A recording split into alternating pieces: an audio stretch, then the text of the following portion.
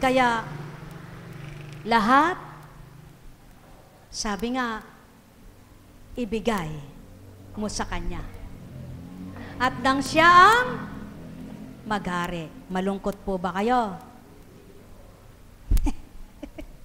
Parang mahina po. Malungkot po ba kayo? Malungkot po ba kayo? May pera po ba kayo?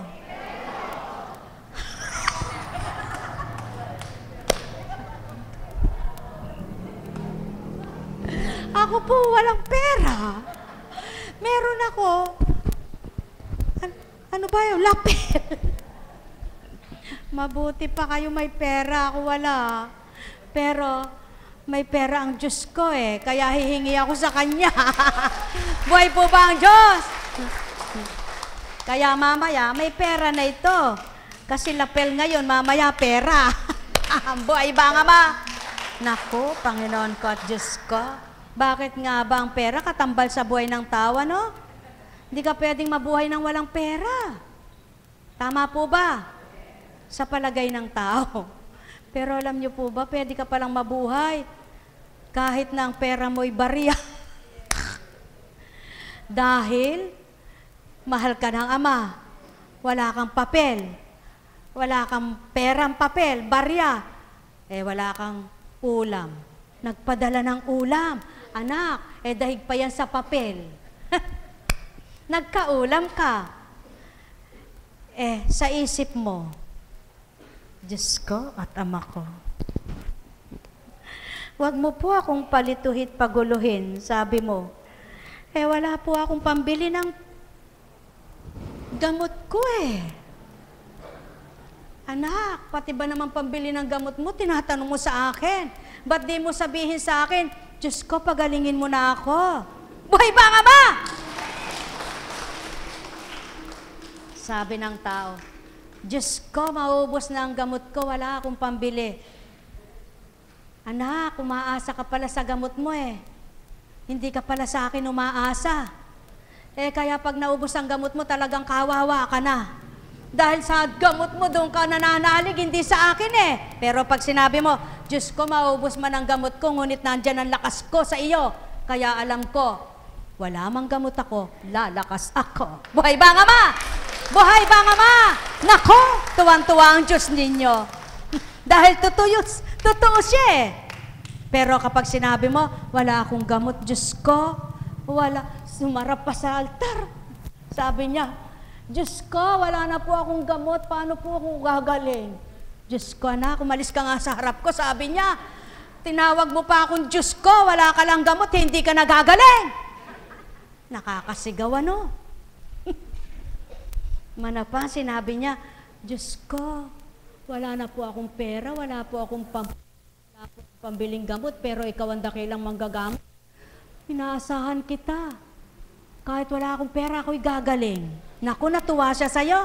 Sabi niya, magic! Hindi nagsabi ng magic ang Ama. Pero nakagagawa siya ng hiwaga. Buhay ba ang Ama?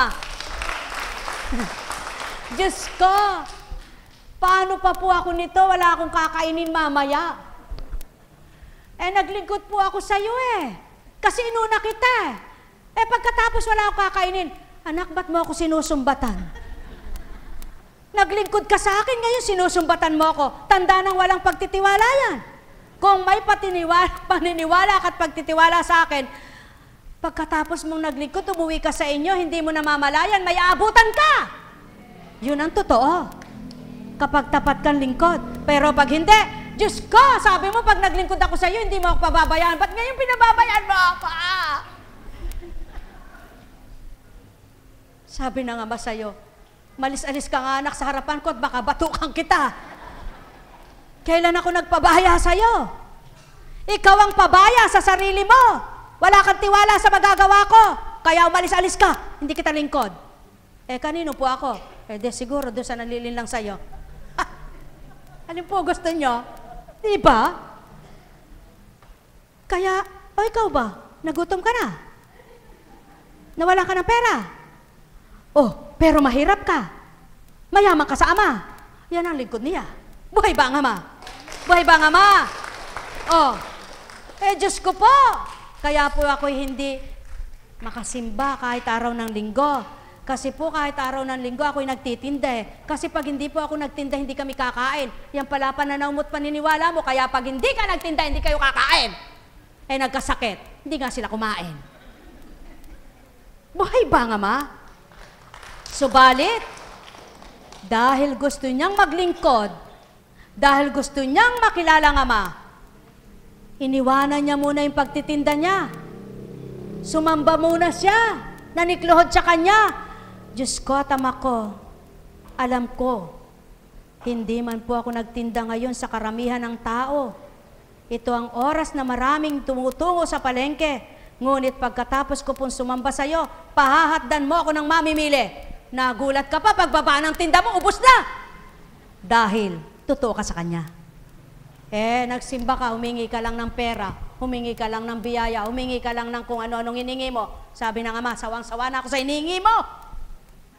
Kailan ka ba naman hihingi sa akin, anak, na pagandahin ko isip mo, pabutihin ko isip mo, maging mabuti kang tao? Wala ka nang hiningi sa akin. Diyos ko, pagalingin mo ako. Diyos ko, bigyan mo pong pera ang anak ko. Diyos ko, makalalis na po ang anak ko. Diyos ko, makalaya na po ako. Diyos ko, baguhin mo asawa ko. Diyos ko. Diyos ka ng Diyos ko. Wala ka naman tiwala araw-araw sa hinihiling mo na magaganap sa iyo. Kaya, araw-araw, Diyos ka ng Diyos. Walang nababago. Nakapanginginig kayo. Mali ba, tama?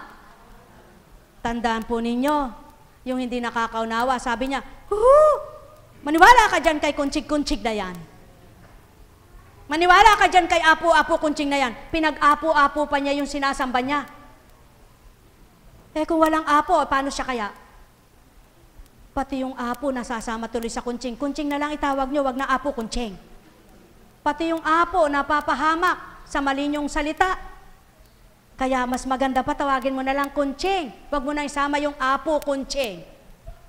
Tama baga?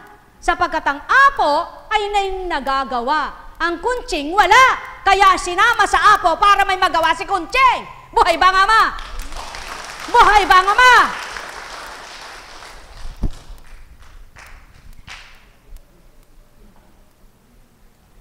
Kung papaano ang Ama nagmamasid, nakikinig, pero nababasa ang isip mo at saka kalooban. Pero yung isa, tagapakinig lang. Pinakikinggan lang niya sinasabi mo. Sabi mo lagi, kasama talaga nitong asawa ko. Tuwang-tuwa siya. Kasi sinasabi mo lagi masama ang asawa mo. Kaya lalo niya nang pinupuno ng kasamaan. Hindi ka na makakalaya niya. Pero kahit hindi ka nagsasalita, sabi mo, nakaganyan ka.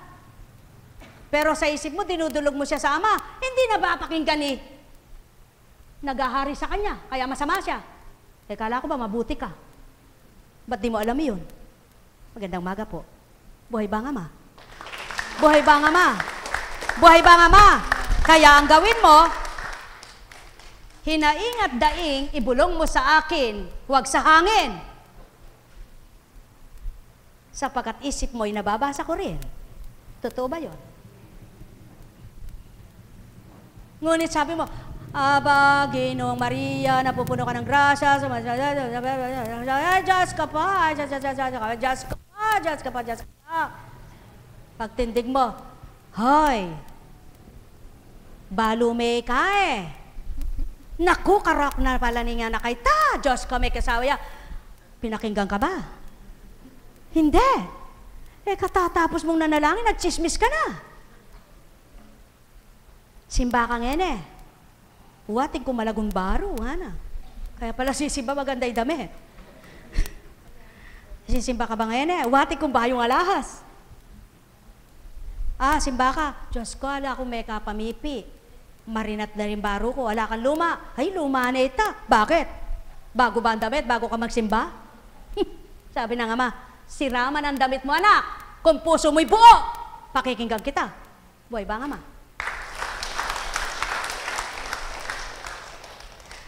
Ay, kala ko bang tapos na ba't di na naman natapos? Yan ang patotoo.